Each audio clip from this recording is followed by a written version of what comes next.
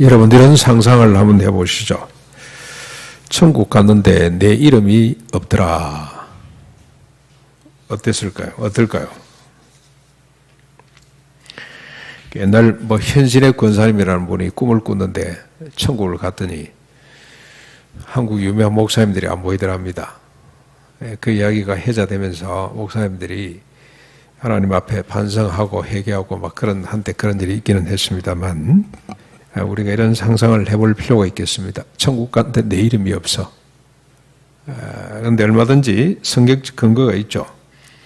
마태복음 25장에 보면은 양 같은 사람, 염소 같은 사람 구분을 해놓고 주님이 염소 같은 사람들한테 지옥 가라 그랬더니 벌쩍벌쩍 뛰면서 내가 왜 지옥 가야 되냐고 그런 걸 생각하면, 그런 말씀을 읽으면 얼마든지 이룰 수 있겠다는 생각이 듭니다.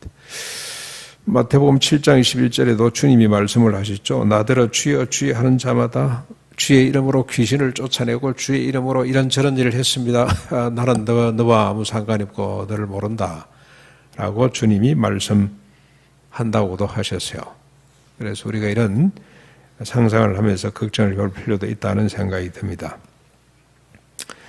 그러나 이보다 더 황당한 일이 있을 수 있습니다. 이미 주님이 오시고 천국이 시작되었음에도 듣지도 보지도 못한다면 더 황당한 일이겠죠. 이미 시작됐어요. 주님이 오셨는데도 그분을 몰라보면 정말 이거는 억울하기 짝이 없는 일입니다. 실제로 예수님 당시에 메시아와 하나님을 나라를 알고 바라기에 둘째가라면은 서러웠던 바리새인들, 서기관들이 바로 그런 사람이었어요. 주님이 오셨는데도 불구하고 그들이 그렇게 기다리던 메시아가 왔음에도 불구하고 그 메시아를 보지를 못합니다. 그들은 완전히 실패자들이었습니다. 오늘은 그들의 실패를 중심으로 본문을 한번 살펴보려고 합니다. 그들이 왜 메시아를 알아보지도 못했고 듣지도 못했는지, 뭐가 문제 있는지를 살피면서 도전받기를 원합니다. 먼저 본문의 상황을 한번 보십시오. 15절입니다. 15절. 오늘 본문으로 돌아가셔서 15절. 함께 먹던 사람 중 하나가 이 말을 듣고 이럽니다. 이 말은 예수님이 한 말씀이죠. 이 말을 듣고 이럽니다. 무릇 하나님 나라에서 떡을 먹는 자는 복되도다. 그날은 안식일이었습니다. 한 바리새인의 지도자 집에서 식사하던 자리였습니다. 함께 먹던 사람 중 한 사람이 하나님 나라에서 떡을 먹는 자는 복되다라고 했는데, 그 어투로 봐서 점잖고 나름대로 신분이 높은 사람임이 분명합니다. 이 사람이 예수의 말을 듣고 이렇게 말한 것으로 보아 다분히 예수를 비웃는 의도가 있습니다. 예수님의 말이 귀에 거슬렸다는 뜻입니다. 예수님은 그동안 줄기차게 하나님 나라에 관해서 말씀을 하셨습니다. 이 집에서 말씀하신 것만 해도 우리가 14장 1절부터 14절까지만 해도, 요게 이제 그 집에서 있었던 이야기거든요. 그것만 해도 세 가지가 됩니다. 첫 번째는 안식일에 사람을 고치는 것이 합당하다고 했습니다. 수종병 걸린 사람이죠. 몸이 잔뜩 부어오른 큰 병인데요. 그 병을 앓는 사람을 고치면서 하신 말씀입니다. 그런데 여러분, 이 사건을 가만히 보면 다분히 계획된 사건입니다. 예수께서 안식일에 바리새인의 집에 식사 초대를 받았는데 가보니 그 자리에 이미 병든 사람이 와 있었습니다. 그리고 바리새인들이 두 눈을 부릅뜨고 엿보고 있습니다. 그동안 예수께서 여러 차례 안식일에 병을 고치시면서 논쟁을 벌였는데 이번에는 결정적인 증거를 잡기 위해서 아마 계획한 것 같습니다. 결과는 이번에도 너희 중에 아들이나 소가 우물에 빠지면 안식이라고 건지지 않겠냐 하는 대물음에 바리새인들이 한마디도 말을 못했습니다. 두 번째 내용은, 두 번째 말씀하신 것은 잔치집에 청함을 받을 때 높은 자리가 아니라 낮은 자리에 앉아라고 말씀을 하셨어요. 그날 청함을 받은 자들이 자리를 놓고 다투는 걸 보고, 자리를 놓고 서로 높은 자리에 앉을 거라고 다투는 신경전을 벌이는 걸 보고 하신 말씀입니다. 세 번째로 하신 말씀은 주인장 바리새인에게 한 말입니다.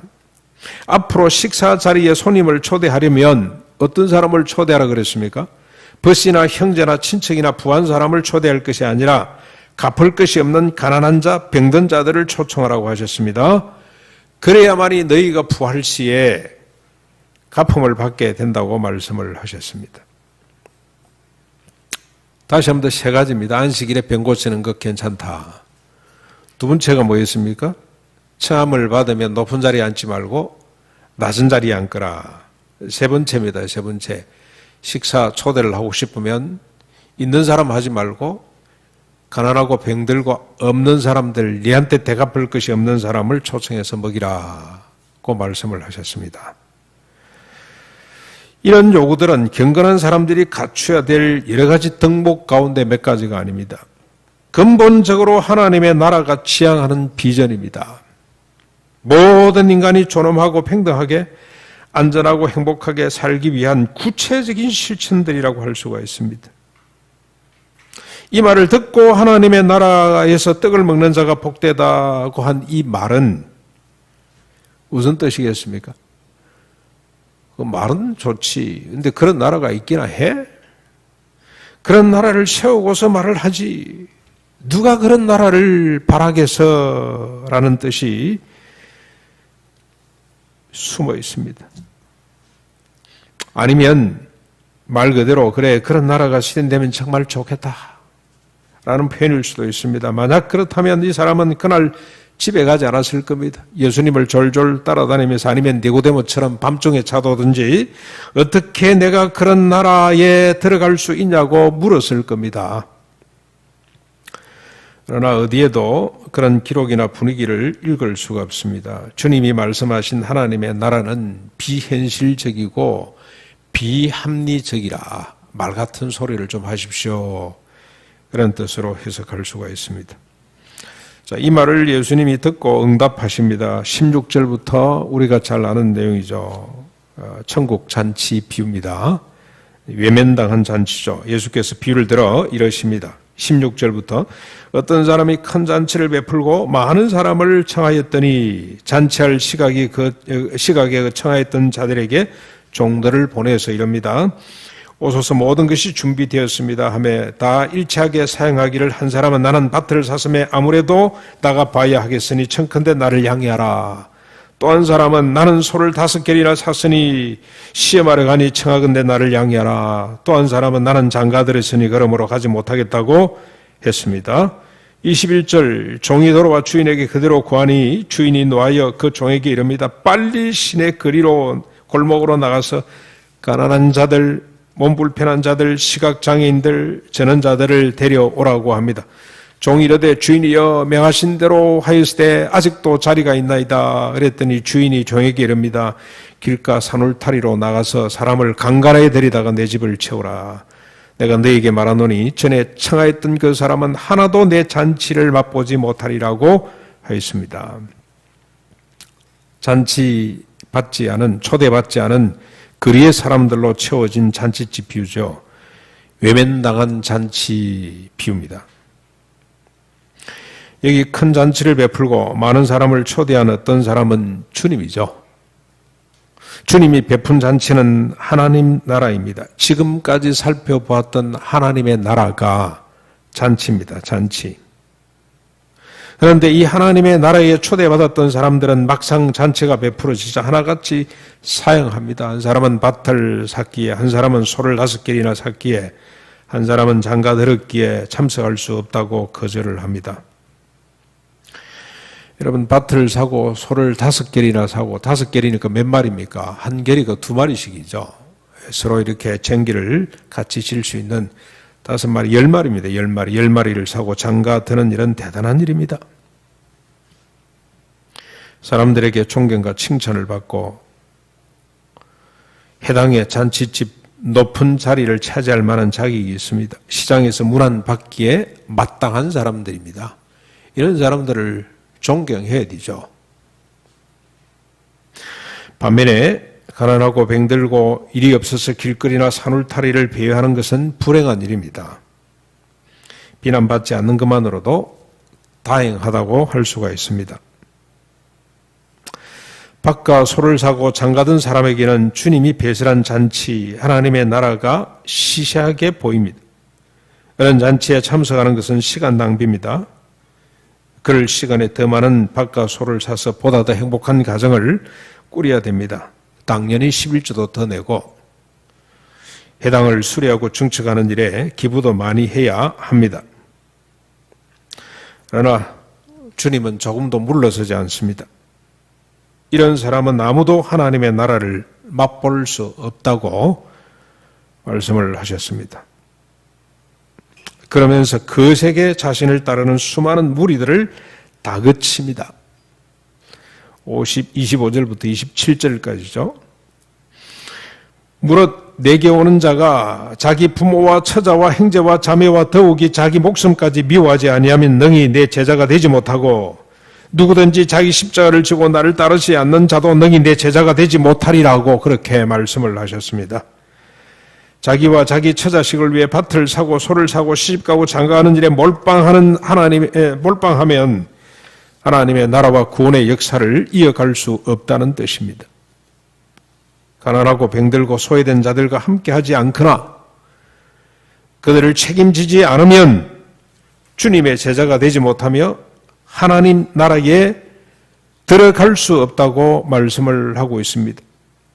이들과 함께하고 이들을 책임지는 것이 그러기 위해서 밭을 사고 논을 사고 소를 사고 화려한 가정을 꾸미고 하는 것을 내려놓는 것이 주님을 따르는 것이며 십자가를 지는 것이 됩니다. 33절에는 더 구체적으로 표현을 했습니다. 33절을 넘어가서 한번 보십시오.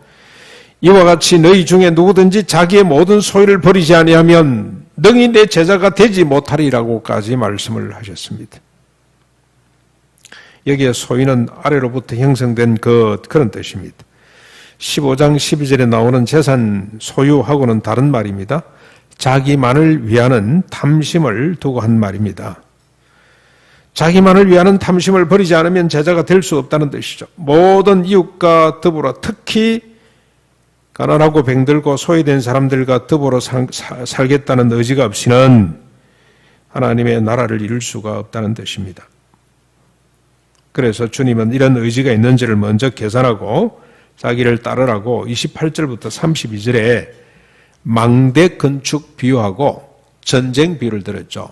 망대를 건축할 사람이 경비가 얼마 있는지 자기 예산이 얼마인지를 모르고 시작하면 시작은 했는데 끝을 못 내기 때문에 사람들에게 조롱거리가 될 수가 있고, 전쟁을 치르는 왕이 자기 군사가 10,000명밖에 안 돼요. 20,000을 가지고 오는 적군을 향해서 빨리 사신을 보내서 화친을 맺지 않으면 망하는 거죠. 그것처럼 내 제자가 되려면 계산을 먼저 하고 오너라, 이런 마음이 너희 속에 있는지를 살피고 나를 쫓아오라고 주님이 말씀을 하셨습니다. 그러면서 또 하나 비유를 드셨는데 34절 35절에 보면은 소금이 좋은 것이나 소금도 만일 그 맛을 잃으면 무엇으로 짜게 하리요? 땅에도 그럼에도 쓸데없어 내버리려니라. 들을 게 있는 자들은 들으라고 하셨습니다. 주님을 따르는 제자는 소금과 같다는 거죠. 소금으로 살아야 됩니다. 소금은 자신을 위해 존재하지 않습니다. 소금에 들어앉아가지고 자기들끼리 짜다 그러면 아무 소용없습니다. 소금은 자신을 녹여서 다른 존재를 맛깔나게 보존합니다. 그게 소금이 존재하는 이유죠. 그렇지 못하면 땅에도 그럼에도 쓸데가 없어 버려지고 밟혀지게 됩니다. 그래도 말귀를 알아듣지 못하니까 주님은 천국 비유를 차례로 들었습니다. 이런 양 비유를 들었죠. 왜 자꾸 주님은 가난한 사람들, 소외된 사람들을 돌아보라 그럴까? 그게 왜 하나님의 나라인가? 여러분 참 고민이 많이 되죠. 이번에 줌 신방을 하면서 누가복음을 가지고 성경 구절을 하나 읽고 기도하고 그러는데요. 짧은 시간이 짧기 때문에 많이 설교할 시간이 없어요. 행편을 듣고 기도 제목을 나누고 빨리 마무리를 해야 됩니다. 30분 해야 되기 때문에. 근데 제가 아무리 뒤져도 누가복음 속에서 우리 성도들에게 해주고 싶은 이야기가 너무 없어요. 이 가정을 들여다봐도 위로해야 되고 저 가정을 들여다봐도 위로해야 되는데 그런 말씀은 하나도 없고 전부 다 네 소유를 다 팔아 가난한 사람에게 나눠줘. 헤어지지 않는 전대를 만들라. 오늘 말씀도 그렇죠. 너무 힘들어요. 너무 부담이 돼요. 왜 주님은 자꾸 사마리아 사람 비유를 봐도 그렇고 모든 게 다 그렇잖아요. 이 계산이 안 돼 있으면, 이런 각오가 없으면 주님을 따른다고 할 수가 없구나. 좋은 제자가 되자고 비전을 걸어놨습니다만 얼마나 이게 부담스러운 이야기인지 모릅니다. 이해가 잘 안 돼요. 그래서 주님은 우리를 설득하기 위해서 이런 아들 있죠. 한 마리 잃어버린 양 비유를 들었어요. 99마리보다도 한 마리를 인해 더 기뻐하는 주님의 마음을 우리에게 소개를 하기도 했고, 잃어버린 드라크마 하나 이야기도 했죠. 9개가 있어요. 경제적 가치로 보면 아직까지 9개가 남아서, 근데 1개가 없어가지고 사람을 동원해서 온 방을 쓸고 닦으면서 그 하나를 찾아내고, 하나를 찾아냈더니 어쩝니까? 이웃 사람을 불러서 같이 잔치를 할 만큼 잃어버린 하나의 가치. 그래도 못 알아들으니 돌아온 탕자 비유를 들었습니다. 탕자? 큰아들이 볼 때는 완전히 이건 제거해버려야 돼요. 다시 들으지 말아야 돼요. 그런데 아버지가 그 탕자를 위해서 엎어지는 모습을 보고 뭘 이야기하자는 겁니까? 이 지금 소를 사고 밭을 사고 시집 가고 장가하는 사람들의 계산은 뭔가 성장하고 더 높은 데로 올라가고 이 가치를 쫓아가는 사람들입니다만, 주님은 지금 하나님의 나라는 거꾸로 잃어버린 사람들, 길거리를 배회하고 있는 사람들, 그 사람을 불러서 잔치에 참여시키는 하나님 나라 가치, 이 차이. 그러다 심지어는 어떤 비유까지 들었습니까? 악한 청직이죠. 주인집에 재산을 축내고 있다는 이야기를 듣고 주인이 그냥 해고를 시키려고 그러니까, 이 사람이 해고 당하면 나중에 나이는 들었고 노동을 하자니 땅을 파자니 힘이 들고 빌어먹자니 부끄럽고 해서 뭔 짓을 합니까? 주인집에 빚진 사람들을 불러다가 네 얼마 빚주냐, 기름 100마리다 그랬더니 여기 50이라고 써라. 네 얼마냐, 밀 100석이다 그랬더니 여기 80이라고 써라. 공문서 위조, 사문서 위조죠 해가지고 그렇게 엉터리, 왜 그럽니까? 나중에 자기가 해고 당하고 난 뒤에 이 사람들의 도움을 받고 싶은 마음이 있어서 주인의 재산을 막 까주잖아요. 빚을 청산해 주잖아요.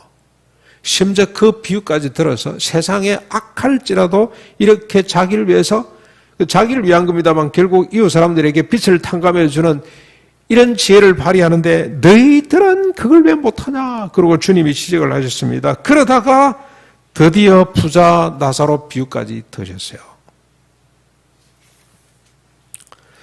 여러분, 주님이 드신 이 비유들의 핵심은 모두가 하나님 안에서 하나라는 겁니다. 서로가 형제 자매요 한 몸이라는 겁니다. 서로를 향해 무한 책임을 지는 것이 하나님의 나라고, 서로를 향해 무한 책임을 질 만큼 서로에게 소중한 존재라는 사실을 일깨워주고 있습니다. 하나님 나라의 진리입니다. 잘 들으십시오. 귀 있는 자는 들으셔야 됩니다. 부자 나사로 비유를 한번 들어보실까요? 여러분 잘 아시죠? 부자가 어떤 사람입니까? 좋은 옷을 입고, 무슨 옷을 입었습니까? 구체적으로 한번 보십시오. 자색 옷을 입고 고운 베옷을 입고 날마다 호화롭게 즐기던 사람이 있는가 하면, 그 집 앞에는 온 몸에 흔대가 나가지고 개들이 와서 핥을 정도가 되고 날마다 그 집에서 떨어지는 부스러기나 얻어먹고 사는 거지 나사로가 있었어요. 그런데 둘 다 죽어서 한 사람은 어디로 갔습니까? 나사로는 어디로 가죠? 아브라함의 품에 안기게 되고, 부자는 어디로 갔습니까? 음부로 갔어요. 음부, 지옥으로 갔습니다. 그래서 얼마나 고통스럽던지 아브라함 아버지여 이 나사로 손끝에 물 한 방울 찍어서 내 혀에다 좀 대주십시오 라고 할 만큼 고통의 나락에 빠졌습니다. 왜 그랬어요? 왜? 나사로가 왜 아브라함의 품에 안겼습니까? 그가 가난하게 살았기 때문에, 그것도 이유가 됩니다만은 가난하게 살았어요. 그가 믿음이 있어서, 천국에 믿음이 있어서, 구원의 확신이, 예수를 믿어가지고 거기 갔습니까? 그거 아니에요. 그 믿음하고는 아무 상관없는 거예요.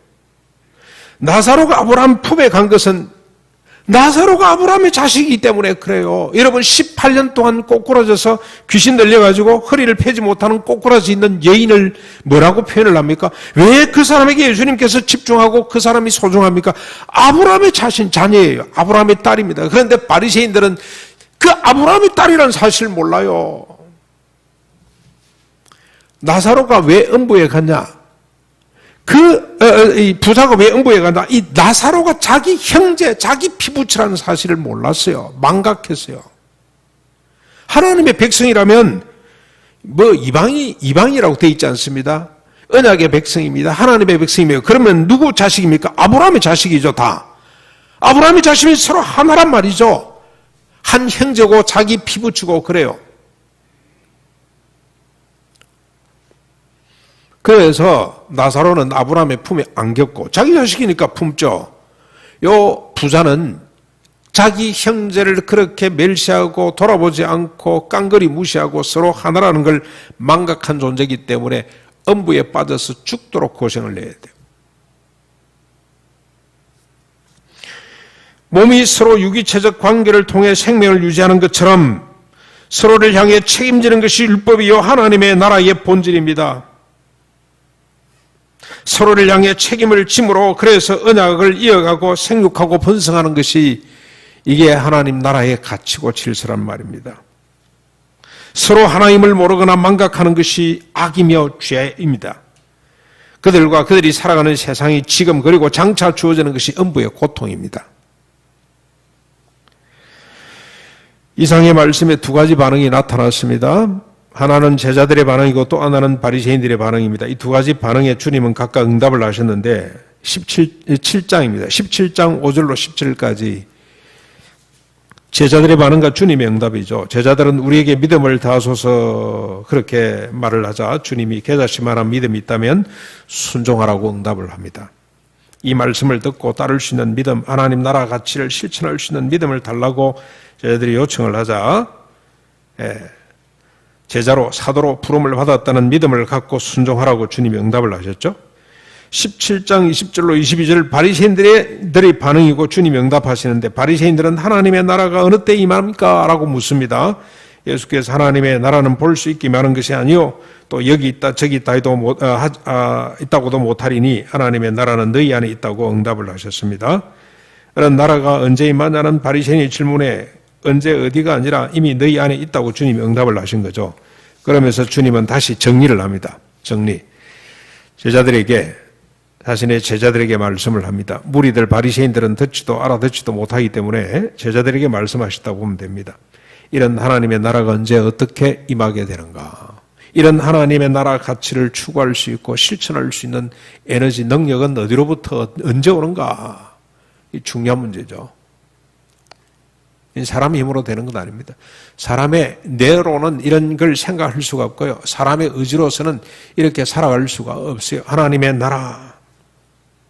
모든 사람이 서로를 소중히 여기고 무한 책임을 지고 서로 떠받드는 이 하나님의 나라는 사람의 의지로서 되는 것이 아닙니다. 사람의 지식으로 되는 것이 아닙니다.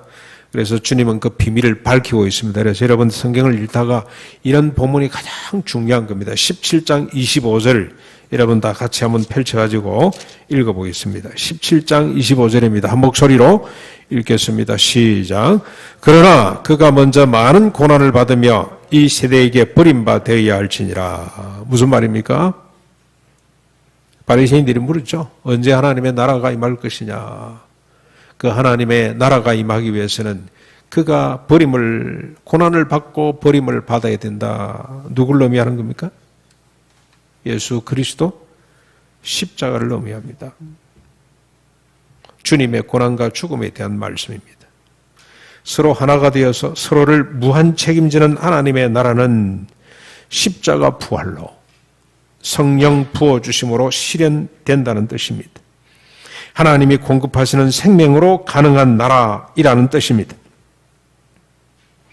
십자가 부활 성령으로 주어진 생명은 여러분 십자가 부활로 주어지는 것이 생명이죠. 생명. 영원히 삽니다. 생명은 죽지를 않습니다. 그런데 우리가 영원히 사는 것만 집중을 하는데 생명은 에너지죠. 힘입니다. 힘. 어떤 힘이냐? 어떤 에너지냐? 병든 사람을 불쌍히 여기고 고치는 힘입니다. 잔치집에서 낮은 자리에 앉는 힘입니다. 갚을 것이 없는 가난하고 병든 자를 대접하는 것이 이게 생명이에요. 여러분, 이 생명을 가장 잘 드러내고 있는 사람이 천국의 생명, 십자가 부활의 능력을, 이 진리를 가장 잘 드러내는 비유가 선한 사마리아 사람이라고 보시면 됩니다. 선한 사마리아 사람은 생명을 가진 사람입니다. 생명이 어떻게 작동합니까? 강도 만난 사람을 볼 때 불쌍히 여기는 마음이 솟구쳐 올랐습니다. 생명입니다. 불쌍히 여기는 마음뿐만이 아니고 그 사람을 향해 달려갔습니다. 그의 상처에 기름을 붓고 포도주를 붓고 상처를 싸맸습니다. 그게 생명입니다. 그리고 자기 짐승에 그 사람을 태웠습니다. 그게 생명입니다. 그리고 여간에 데리고 가서 그 사람이 완전히 자기 가족에게 돌아갈 때까지 부비를 댔습니다. 그게 생명입니다. 십자가 부활로 우리에게 주어진 생명입니다. 우리가 생명 이야기를 많이 하죠. 그런데 이 생명을 이렇게 설명을 안 해요. 두레교회 성도 여러분, 생명이 뭡니까? 불쌍한 사람, 강도 만난 이웃을 보고 달려가는 마음, 긍휼히 여기는 마음, 그게 생명이에요. 그 생명이 영원히 가는 겁니다. 영원토록 사는 겁니다. 그 사람을 자기 짐승에 태우는 겁니다. 자기가 타고하던 짐승에 그 사람을 태우는 겁니다. 그 사람을 책임지고 그 사람이 다시 나와서 집에 돌아갈 때까지 부비를 대는 것이, 그게 에너지입니다. 그게 생명이에요. 그런 생명이 발현되는 나라가 하나님의 나라입니다.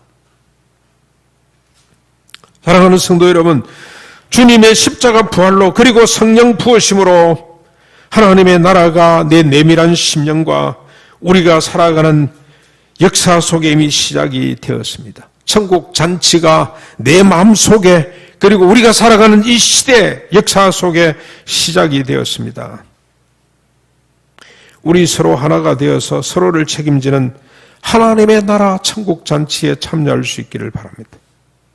우리가 서로 하나가 되어서 함께 울고 함께 웃는 천국 잔치, 이 잔치를 온 세상에 자랑할 수 있기를 바랍니다. 아직까지 이 잔치를 모르고 있는 사람들이 있죠. 자기 출세를 위해서 소를 사고 밭을 사고 아름다운 가정, 화려한 가정을 꾸미기에 몰빵하는 사람들에게는 속여봐야 알아듣지를 못할 겁니다. 가난하고 병든 자들, 갈 데가 없어서 불러주는 사람이 없어 거리를 배하고 있는 사람들, 그 사람들을 데리다가 이 잔치에 참여시킬 수 있기를 바랍니다. 우리가 이런 믿음으로 같이 찬송하겠습니다.